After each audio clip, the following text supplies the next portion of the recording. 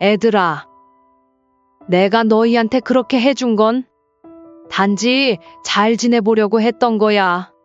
너희 사정도 뻔히 하니까 도와주려 했던 거고. 그런데 너네들 행동은 어땠니? 당연하게 여기는 것도 모자라 내가 입원했을 때 어떻게 단 한 번을 찾아오지 않을 수가 있니? 그때 느꼈다. 자식놈들 잘해줘봐야 아무 소용없고 부질없다는 걸. 아니, 어머니, 누가 들으면 남이 자식 도와주는 줄 알겠어요? 할머니가 돼서 손주 좀 봐주는 게 얼마나 대수라고 생색을 내세요? 생색? 그래, 말 한 번 잘했다. 너네들 눈엔 내가 생색 내는 것처럼 보이는구나. 됐다. 말하는 것도 입 아프구나. 앞으로 가정부가 필요하거든. 남들한테 돈 주고 일 시키거라. 난 이제 못한다. 아니, 안 할 거다. 자식들이 저를 그저 가정부처럼 여긴다는 걸 깨달은 건 제가 교통사고로 쓰러졌을 때였어요. 67살의 나이에 겪은 그 일은 제 인생을 완전히 바꿔놓은 계기가 되었죠. 지금 와서 생각해보면 그 사고는 오히려 저에게 축복이었는지도 모르네요. 남편과 사별하고 홀로 두 아들을 키우면서 저는 늘 최고의 어머니가 되려고 노력했어요. 형편이 어려웠지만 아들들 학원비는 꼬박꼬박 보냈고 남들처럼 해외여행 한 번 가본 적 없지만 아이들 학비만큼은 제때 냈죠. 밤늦게까지 식당 일을 하면서도 아침이면 어김없이 일어나 도시락을 싸줬어요. 그게 제 자부심이었고 살아가는 이유였죠. 지금도 생생히 기억나요. 큰아들이 대학교 합격 통지서를 들고 왔을 때 그날을 아들은 제 어깨를 두드리며 말했죠. 엄마, 덕분에 제가 편하게 공부할 수 있었어요. 정말 감사드려요. 그 말을 듣는 순간 제 모든 고생이 보답받는 기분이었죠. 밤늦게까지 식당에서 일하고 새벽에는 청소일을 하면서도 버틸 수 있었던 바로 그 순간을 위해서였으니까요. 작은 아들도 마찬가지였어요. 고등학교 때 제가 허리 아파 입원했을 때 병실에서 제 손을 잡고 울면서 말했죠. 엄마, 미안해요. 제가 빨리 커서 돈 벌게요. 그때 저는 아들의 머리를 쓰다듬으며 말했어요. 괜찮아, 우리 아들. 엄마는 내가 건강하기만 하면 돼. 그렇게 키운 아들들이 장성해서 결혼하고 저는 마침내 제 본분을 다했다고 생각했죠. 하지만 현실은 제 기대와는 너무나 달랐습니다. 처음에는 몰랐어요. 큰 며느리가 주말마다 아이들을 맡기면서도 저는 이때라도 가족들과 함께 할 수 있다는 생각에 마냥 행복했어요. 어머니, 이번 주말에 애들 좀 봐주실 수 있으세요? 부부 동반으로 친구들이랑 여행 가기로 했거든요. 손주들과 함께 시간을 보내는 게 힘들지만 즐거웠고 며느리가 저를 믿고 의지한다는 생각에 뿌듯했죠. 그래, 나 아니면 누구한테 부탁하겠어? 걱정 말고 조심히 다녀오거라. 작은 며느리도 처음에는 조심스럽게 부탁을 했어요. 어머님, 김치가 다 떨어졌는데 이번에 김장한 거 좀 주세요. 제가 담그는 밑반찬들을 좋아한다며 칭찬도 많이 해줬죠. 그때만 해도 저는 크게 불만이 없었어요. 평소 연락도 자주 없던 터라 이렇게라도 찾아주는 게 차라리 다행이라 생각했죠. 하지만 시간이 지날수록 뭔가 이상해지기 시작했어요. 점점 더 많은 요구들이 쏟아졌고, 그것들은 더 이상 부탁이 아닌 당연한 것이 되어갔죠. 어머니, 이번 이사 때 집 좀 봐주세요. 짐 정리하고 청소도 해야 하는데? 어머님, 내일 애기 학원 데려다 주실 수 있죠? 제가 급한 회의가 생겼거든요. 어머니, 이번 주말에도 애들 봐주실 수 있죠? 매번 전화할 때마다 뭔가를 요구하면서도 정작 제 안부를 물어보는 건 형식적인 인사 한마디뿐이었어요. 제가 피곤한지 아픈지는 중요하지 않은 것 같았죠. 심지어 어느 날은 제가 허리가 아프다고 했더니 큰 며느리가 한 말에 깜짝 놀랐어요. 어머니, 그래도 우리 애들은 봐주실 수 있으시죠? 허리가 아파서 이번엔 조금 쉬어야 될 것 같구나. 에이. 어머니도 참, 나이 들면 몸성한 데가 없다잖아요. 그렇게 따지면 저도 여기저기 쓰시고. 아픈데도 잘 참고 살잖아요, 어머님. 이제는 손주를 봐주는 게 당연한 일이 된 것처럼 말을 하는 며느리는 제가 아프다는 걸 걱정하기는커녕 다른 할머니들과 비교하면서 압박하는 며느리의 모습에 순간 말문이 막혔죠.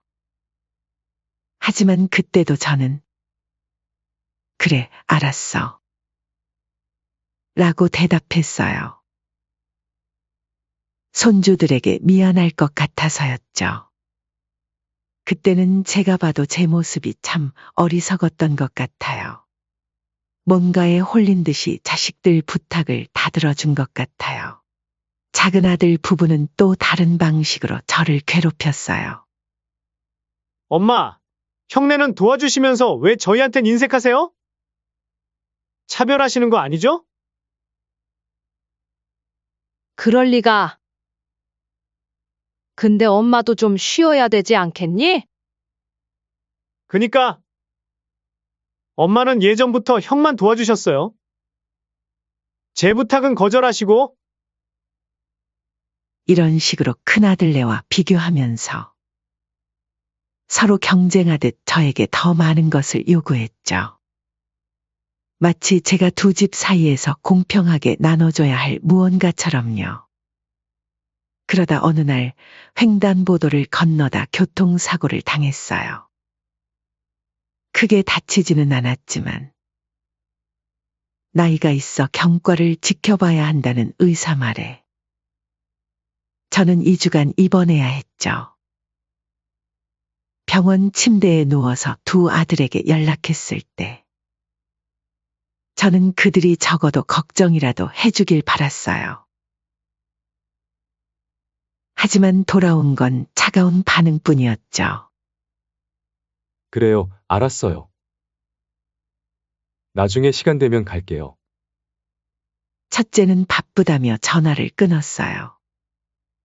어머니, 이번 주말에는 어려울 것 같아요. 아시잖아요. 다음 주에나 한번 찾아뵐 수 있겠네요. 둘째도 마찬가지였죠. 하지만 옆에 입원한 할머니는 매일 자식들이 찾아왔어요. 과일도 가져오고 반찬도 싸와서 웃음소리가 끊이질 않았죠. 할머니의 손주들은 주말마다 찾아와 제잘제잘 이야기를 나누었고 자식들은 번갈아가며 간병을 했어요. 그 모습을 보면서 저는 처음으로 제 처지를 깊이 돌아보게 됐어요. 이렇게 자식들이 매일 찾아오다니.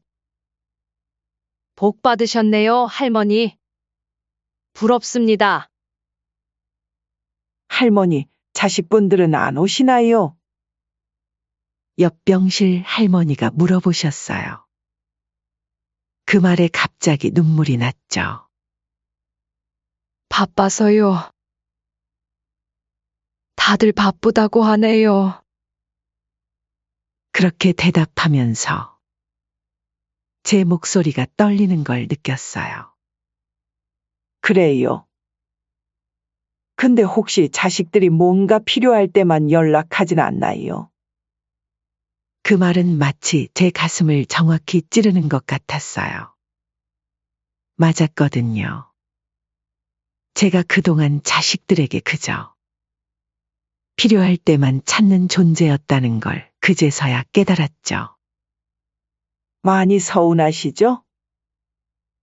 영임 할머니의 따뜻한 눈빛에 저는 결국 속마음을 털어놓고 말았어요. 제가요, 자식들이 해달라는 건 다 해줬어요. 김치도 해주고, 손주도 봐주고, 이사도 도와줬죠. 그런데 제가 이렇게 아프다고 해도 얼굴 한 번 안 비추네요. 너무 서럽고 화가 나요. 영임 할머니는 고개를 끄덕이며 조언했어요. 너무 자식들 뜻대로 다 해주면 그래요. 귀한 줄 모르죠? 저도 옛날에는 그랬어요. 그래서 남의 기 같지가 않네요. 그래도 보니까 자식들 매일 찾아오던데. 옛날에 그러셨다는 게 믿기지가 않네요. 할머니도 이제는 자식들과 거리를 두세요.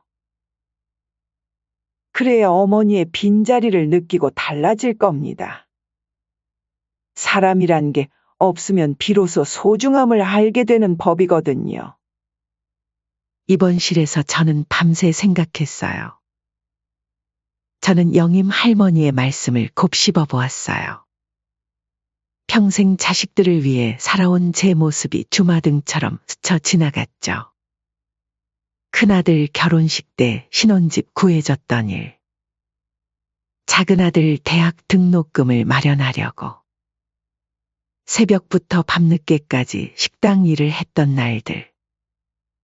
그 모든 희생이 지금에 와서는 제게 아무런 의미도 없는 것처럼 느껴졌어요. 제가 그동안 얼마나 많은 것을 포기하고 희생했는지. 자식들을 위해 젊은 시절에 하고 싶었던 것들을 모두 포기했던 순간들이 떠올랐죠. 그렇게 퇴원하고 집으로 돌아왔을 때 제일 먼저 울린 건 큰며느리의 전화였어요. 어머니, 이제 많이 좋아지셨죠? 그런데 이번 주말에 애들 좀 봐주실 수 있으세요? 저희가 중요한 모임이 있어서요. 순간 영임 할머니의 말이 떠올랐어요. 그동안 늘 그래, 알았어. 라고 답했던 제가 이번에는 달랐죠. 미안하구나. 이제 몸이 예전 같지 않아서. 손주는 못 봐줄 것 같네. 전화기 너머로 들리는 며느리의 숨소리가 달라졌어요. 네? 어머니. 그동안은 항상 봐주셨잖아요. 그래, 그동안은 그랬지. 하지만 이제는 못하겠어. 나도 이제 내 몸 돌보면서 살아야겠다. 어머니, 혹시 입원하셨을 때 못 찾아뵈서 삐지신 거예요? 아무튼 그렇다면 좀 그런 줄 알고 있어라. 전화를 끊고 나니 마음은 홀가분했어요. 마치 오랫동안 짊어지고 있던 무거운 짐을 내려놓은 것처럼요. 그날 저녁 큰아들이 퇴근길에 들렀어요. 평소였다면 반가워했겠지만 이번에는 달랐어요. 현관문을 열어주면서도 제 마음은 닫혀 있었죠. 어머니, 무슨 일 있으세요?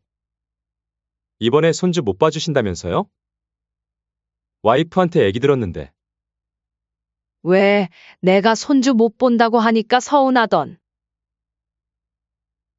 그게 아니라 어머니가 갑자기 이러시니까 저희가 걱정돼서요. 걱정?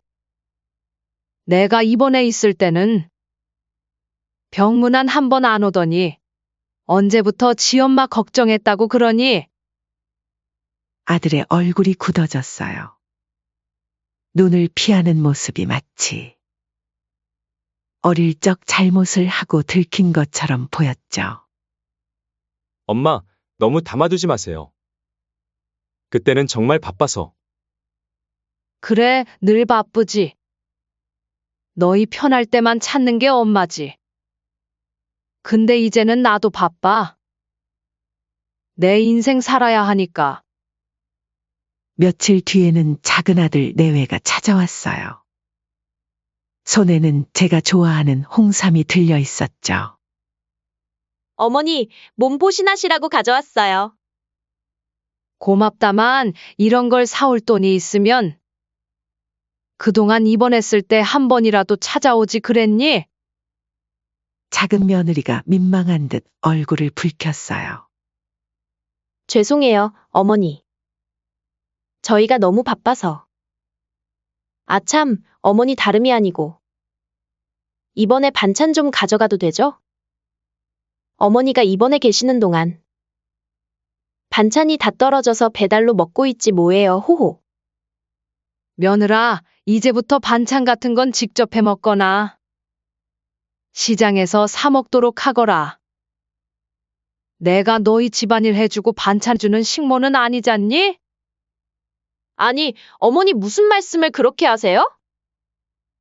누가 보면 부려먹는 줄 알겠어요. 그 후로 두 아들 내외는 마치 약속이라도 한 듯 매일같이 전화를 걸어왔어요. 처음에는 달래듯이, 나중에는 화를 내듯이 말하더군요. 어머니, 우리가 뭘 그렇게 잘못했나요? 엄마, 제발 예전처럼만 해주세요. 어머님, 애들이 할머니 보고 싶다고 많이 울어요. 애들아, 내가 너희한테 그렇게 해준 건 단지 잘 지내보려고 했던 거야. 너희 사정도 뻔히 하니까 도와주려 했던 거고. 그런데 너네들 행동은 어땠니? 당연하게 여기는 것도 모자라 내가 입원했을 때.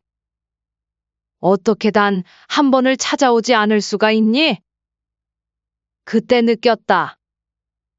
자식놈들 잘해줘봐야 아무 소용없고 부질없다는 걸. 아니, 어머니, 누가 들으면 남이 자식 도와주는 줄 알겠어요? 할머니가 돼서 손주 좀 봐주는 게 얼마나 대수라고 생색을 내세요? 생색? 그래, 말 한 번 잘했다. 너네들 눈엔 내가 생색 내는 것처럼 보이는구나. 됐다. 말하는 것도 입 아프구나. 앞으로 가정부가 필요하거든. 남들한테 돈 주고 일 시키거라. 제 말을 들은 첫째, 둘째 며느리는 황당해 하더라고요. 하지만 제 마음 바뀔 생각이 없었습니다. 이제부터라도 도와주는 게 당연한 게 아니라는 걸. 고마워해야 한다는 걸 깨닫게 해주고 싶었거든요. 그 후로 자식들 부탁을 안 들어주니 시간이 점차 남기 시작했어요. 그렇게 동네 문화센터에 등록해서 배우고 싶던 서예를 배우기 시작했어요.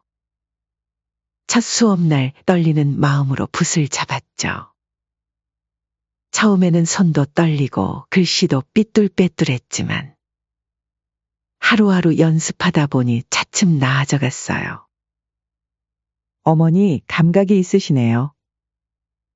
붙잡는 자세가 아주 좋으세요. 선생님의 칭찬에 가슴이 벅차올랐어요.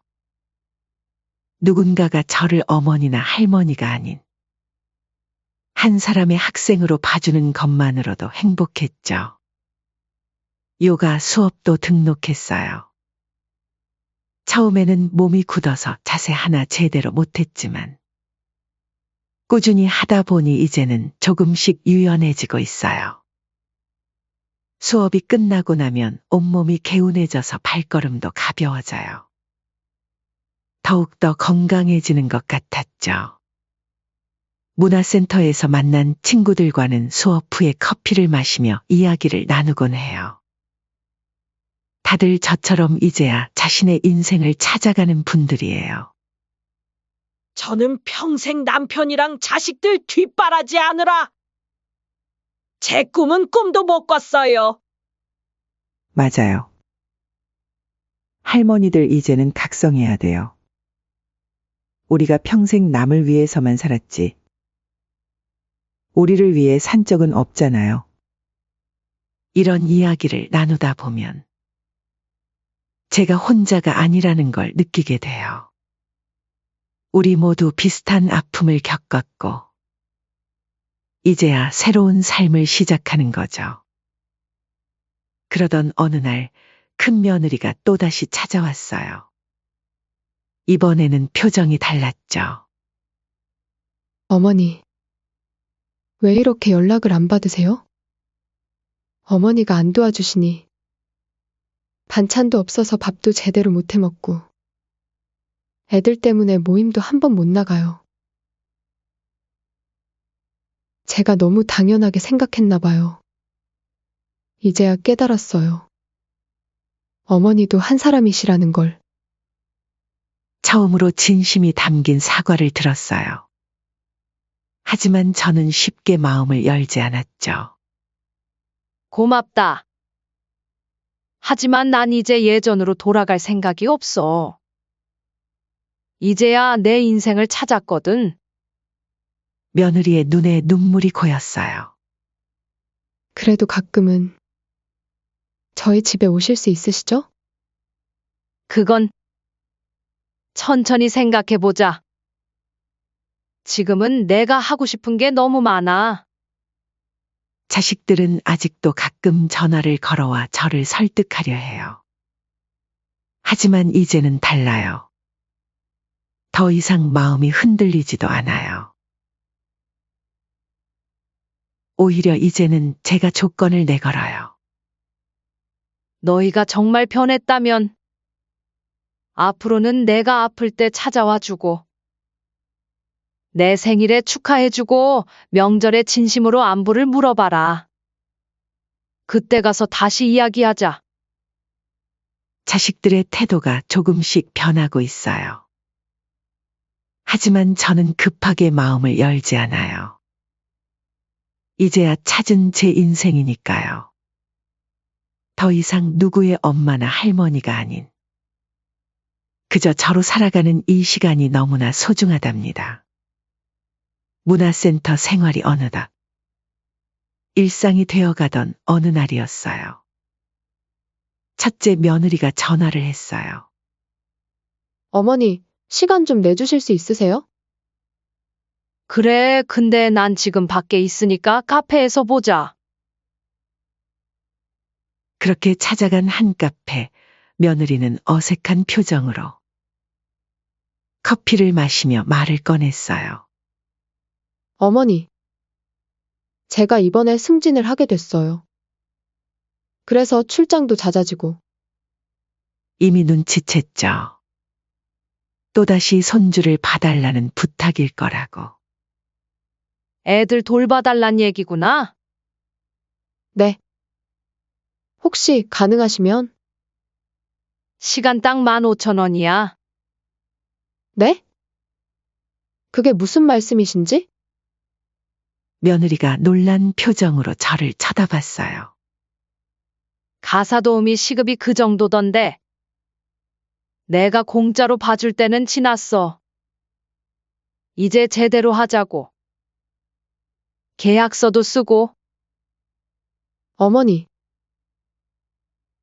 왜 비싸다고 느끼니? 그럼 다른 도우미를 구하거라.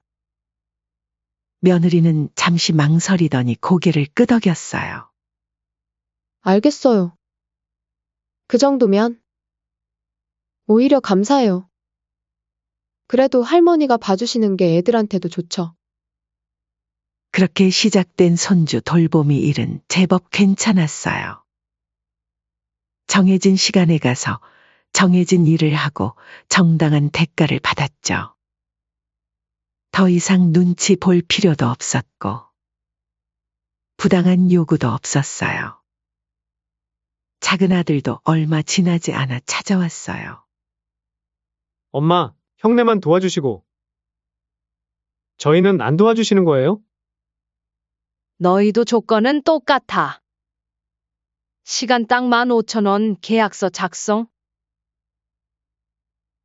어때?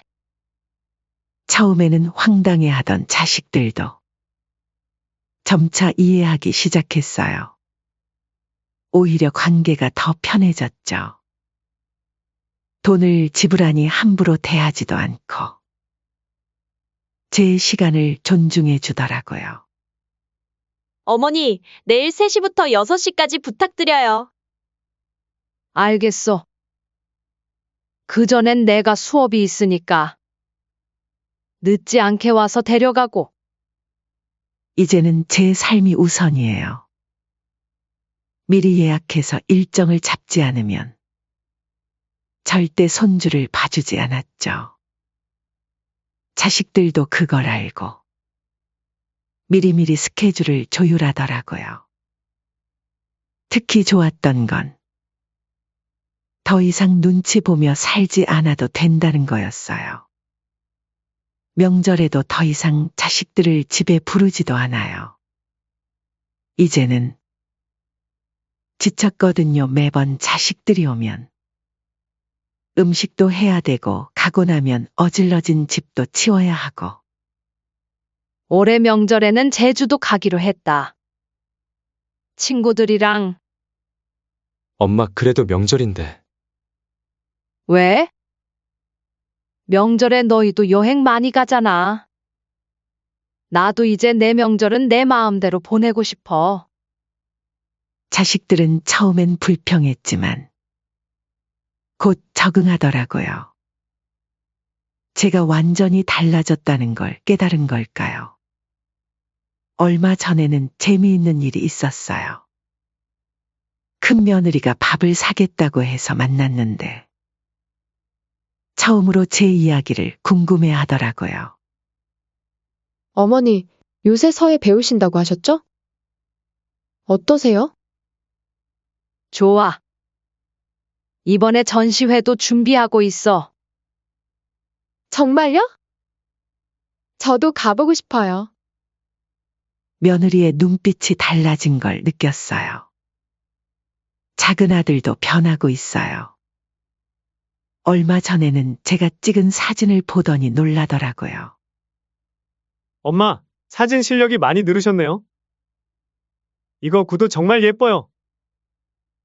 그래? 이번에 선생님 추천으로 사진작가 도전해볼까 생각 중이야. 진짜요? 멋있네요. 저도 엄마처럼 나이 들어서도 새로운 걸 배우고 싶어요. 이제는 자식들이 먼저 연락해서 안부를 물어보기도 해요. 그것도 아무것도 바라지 않고요. 가끔은 제 수업 끝나고 커피 한잔 하자고 기다리고 있기도 하고요. 지난주에는 특별한 일이 있었어요. 문화센터 사진 동아리에서 전시회를 열었는데 자식들이 모두 찾아왔더라고요. 손주들 손을 잡고요. 할머니가 찍은 사진이야. 예쁘지? 우와, 할머니 대단하다. 그 모습을 보는데 왠지 뭉클하더라고요. 서로를 존중하고 인정하는 그런 관계. 제가 그토록 부러워하던 관계예요. 요즘은 가끔 자식들이 제 조언을 구하기도 해요. 엄마, 저도 이제 새로운 취미를 가지고 싶은데. 어떻게 시작하면 좋을까요? 이제 저는 정말 행복해요. 더 이상 누군가의 엄마나 할머니로만 사는 게 아니라 제 이름으로 제가 원하는 대로 살고 있으니까요. 자식들도 그런 저를 이해하고 존중해주기 시작했고요. 하지만 요즘 들어 밤마다 생각에 잠기곤 해요.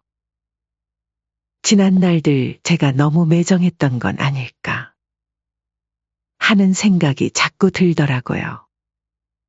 며칠 전에는 문득 옛 사진첩을 들춰봤어요. 큰아들이 결혼했을 때 사진이 나왔죠. 한복을 입고 환하게 웃고 있는 제 모습이. 그때는 얼마나 가슴이 벅찼었는지 몰라요. 작은 아들이 대학교 합격했을 때 사진도 있었어요. 밤새 붙잡고 울며 고마워하던 그 눈빛을 보고 있자니 가슴 한켠이 아려왔어요. 돈 받고 손주를 봐준다는 게 제가 너무 심했나요? 문화센터 친구에게 조심스레 물어봤어요. 아니요, 언니. 그건 당연한 거죠. 요즘 세상에 누가 그렇게 희생만 하고 살아요. 친구의 말에 고개를 끄덕였지만 마음 한구석이 불편했어요.